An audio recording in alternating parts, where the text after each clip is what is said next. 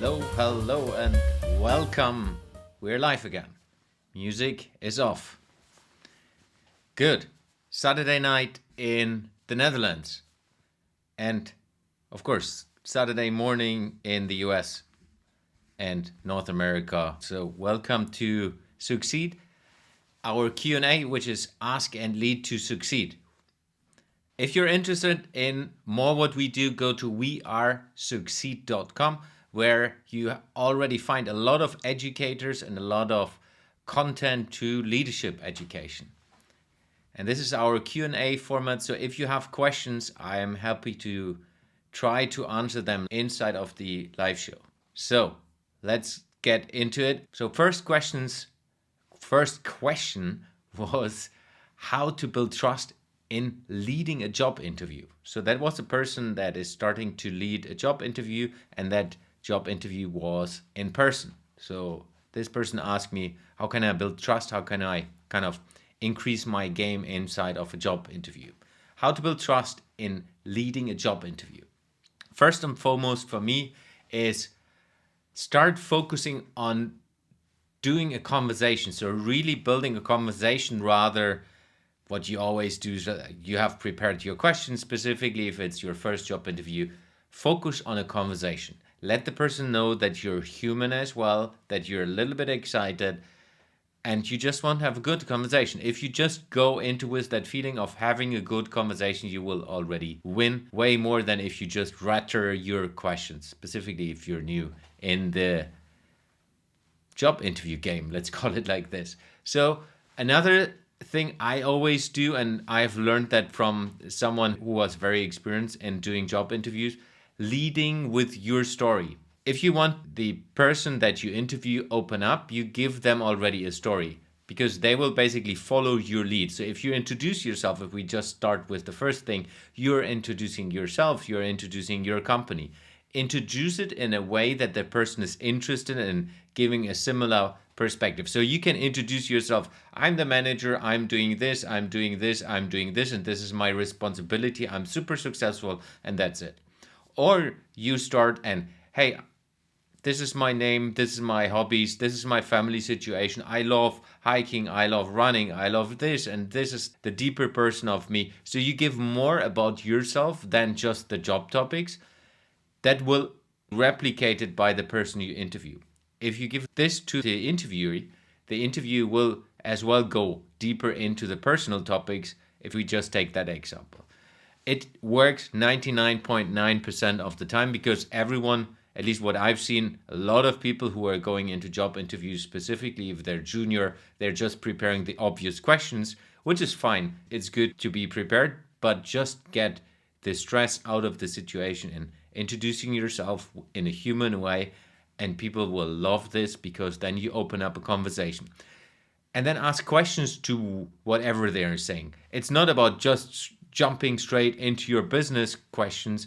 Just ask, oh, you have been in whatever, Italy.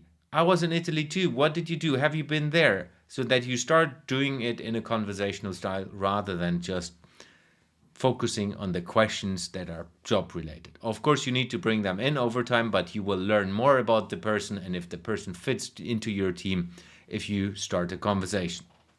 And of course, if it's in person, then it's different than in a digital setting, but I'm not going too much into that today. Next question. Again, if you have questions and see this live, you're welcome to post them wherever you see this.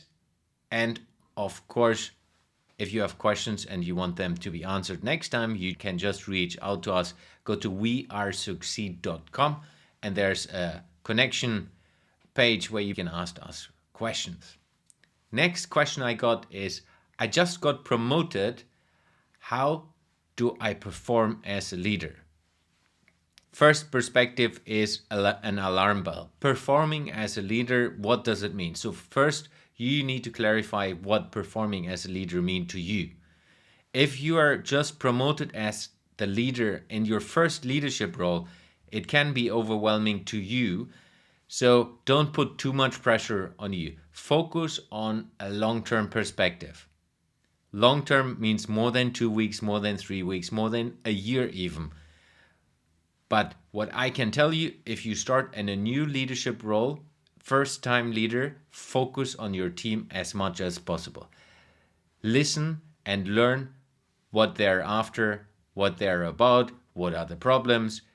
If you just focus on listening, you will make 80% of the things right, because while you're listening, you get ideas. While you're listening, you can confirm things that you believe are wrong or not wrong, and you go deeper into what's going on with the team, and then you can make your decisions together with the team afterwards. Listening is number one priority for you when you're getting started. Don't focus too much on what is performance. Be clear to yourself that leadership is focused on your team, and it's not about you performing. You will perform when your team is performing. And that means you need to empower your team, you need to engage your team, and that starts with listening to your team. And then the performance will come through the team and will be reflected to you as the leader as well. Often we have a misconception that we as the leader are driving the totality and we are responsible for the totality, and that's why you need to perform as a leader. And you need to pressure the team that they need to move on to whatever the task is. I understand this from an organizational concept perspective, but you will be way more successful if you focus on the individuals inside of your team and listen to them and help them to perform, but as well reflect to you what's wrong, what's right, and then you can help them to get a direction. Next question, how to measure leadership success? I think that's important for you to understand it for yourself. What does success mean for you? Do you want to be a leader that is driving a big change? Do you want to be a leader that's engaging with the team? Do you want to be a happy person? So there are different topics when it comes to that question. Ultimately, it's important for you to understand the complexity of a department. Most of the time, you're responsible for a department or a team inside of a department, inside of an organization. So what does the organization say is success? For me, it's not just you as an individual. Yes, you as an individual can perform with specific tasks, which means you can increase the engagement of the team between each other, and that will be reflected to you as the leader if you build this culture inside of the team. But understanding what is required from the organization, what is the organizational culture, and then the next part is understanding what is the right thing for you. Do you want to make a big career? Do you want to be a leader that is trusted? All these different specifics you need to clarify first and foremost with yourself, and then link that to the organization. If that is linked to the organization, then you will understand what is the right thing to do and how the organization and your manager is measuring your performance. In my experience, the performance of a leader is measured on the outcome and output of the team. And that means you need to focus on the team and listen and understand what's right, what's wrong, how they are, and focus on building relationships with them. And this will always be successful. In my career, over plus 25 years now, it's always been the case that if you focus on the team, if you focus on your team members, you will be successful as a leader because you understand what's wrong and you can help to understand them and as well work together with them to find solutions for the future. So, next question. I co-lead a team with a manager, but we're totally different in the leadership style we have. One of the leaders is micromanaging and one of the leaders is more freedom-giving person. And that was a conversation I've had. So a very difficult situation for this person. And this person was asking me for help and reflecting a little bit. What can this person do? What I was giving advice was start talking with the manager. Lay out the cards on the table and understand, hey, we have different styles, but we have the same direction. What is the direction we want to go towards? Where do we want to be with the team? Where do we want to grow? Where do we want to change things? How do we do this? Most probably, the leader you work with in this team is not on the same level like you are, from an understanding of how do we build trust. If you as the leader are more freedom giving and the other person is more micromanaging, it's important for you to have a conversation. What is the right style?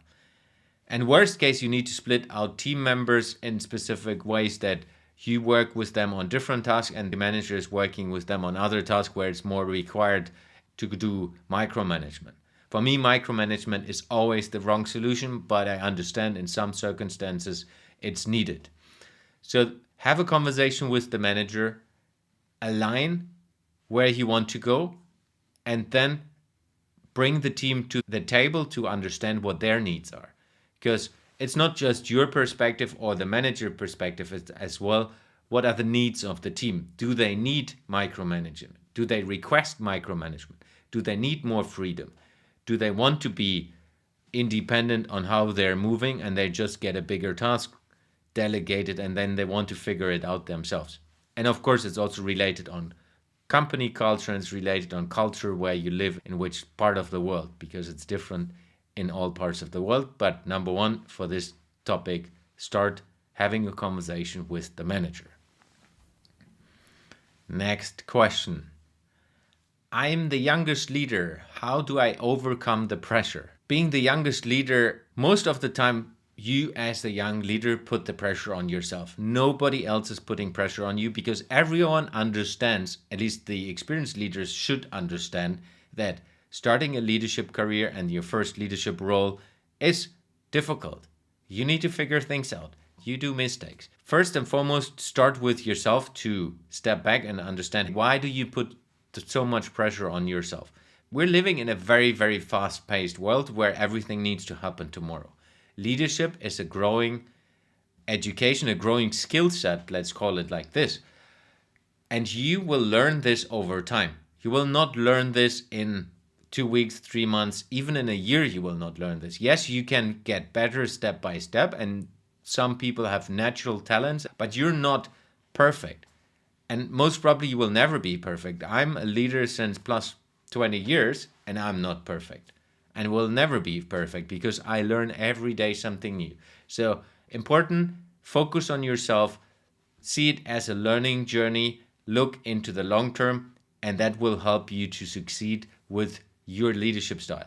Have a conversation with other leaders how they did this. Find a mentor, find a coach that help you to get more secure. I always say start with leading yourself and you will be successful. And I think that's very, very important for this person. If you have questions, go to wearesucceed.com and you will see a lot of questions, Q&As, and as well very, very interesting conversations and webinars about leadership where we have covered a couple of things already that I'm answering in this Q&A. Next question. I'm a young female leader and nobody takes me serious in the team. What do I do wrong? For me, I would start with reframing the question. Focus on how do I do things differently? You need to understand for yourself, what do you want to do and how do you want to be as a leader? It's not always that people are not taking you serious. Maybe they just see that you're not confident with yourself and therefore they're not taking you serious. Or you assume they're not taking you serious, but they do if you're confident with yourself. For you and your confidence, it's very, very important that you don't measure yourself on other people's feedback all the time. I know it's good to get feedback. I know it's helpful as a young person to get feedback, but build out an understanding for yourself of where you want to be and how you get there. And over time, with a learning mindset, you will get to a place where you feel confident. If you always give every single feedback you get, either written feedback or verbal feedback, or you interpret into everything you see, everything you feel, something into that, it's very, very difficult to be a leader because that's happening every day. You're always in the mix between different perspectives, different interests, the interest of the organization, the interest of your team members. I don't believe that they don't take you serious with this. So it's really go deeper into yourself and understand where you want to be, and then look into maybe good leaders you have seen and then replicate what they're doing. Replicate how they're managing a conversation. And if you have a specific person in the team, then you can take that on a one-on-one level. But really focus on yourself and look into how can you go deeper and understand what you can do differently rather than what you do wrong. What you do wrong is the wrong starting point. Last question. There is a person in my team that undermines me as the new leader. What can I do? For me, there are, let's say, two strategies. Strategy number one is ignore, which will lead to a long-term bad relationship and as well for you doubting yourself. Even if you ignore it, it's always there. Number two is jump in and take a discussion. Face the challenge for yourself. Go and confront this person on a one-on-one. Very, very important. One-on-one. Have a conversation with this person and that reflect your feelings. I feel this. I understand this. It's not about, hey, you do this, you do. If you focus on pushing the person will always push back. If you start with messages, which is, I feel insecure in this situation because you said this. I don't know how I should lead you because of this. Open up a conversation where you're not going into a confrontation mode, but try to put things on the table that you don't feel well with this situation and you want to change this and that you want to find a solution for this issue. And maybe it's completely just your perception that this other person undermines you, or the other person maybe wanted it to be in your shoes, being in your leadership role, and that's why this person is pushing a little bit. The other person is not well. There's thousands and thousands of reasons why a person is undermining another person. Not everything comes from, I want to do something bad to you. Sometimes it's just people are reflecting things they have in their personal life, in their circumstances. They're not happy in the place they are, reflecting this to other people. And that's the way how they express themselves. If you start a conversation, it's very, very easy for you to open up and be very honest and open and feedback without pushing another person. It's very hard when you do this the first time. Believe me, do it and focus on listening. Give the other person the possibility to talk as much as possible, because then it will open up. And if it's not opening up the first time, do it again. Give it a chance. Take, let's say, 3 months and try to improve this situation. Take it as your responsibility to open up and not pushing the other person to understand what's wrong with this situation. How do we figure this out? Be very open to the person that you want to increase the relationship. You want to have a good situation because it's important to you and it's important to the organization and it's important for the team. So if you have questions, reach out to wearesucceed.com.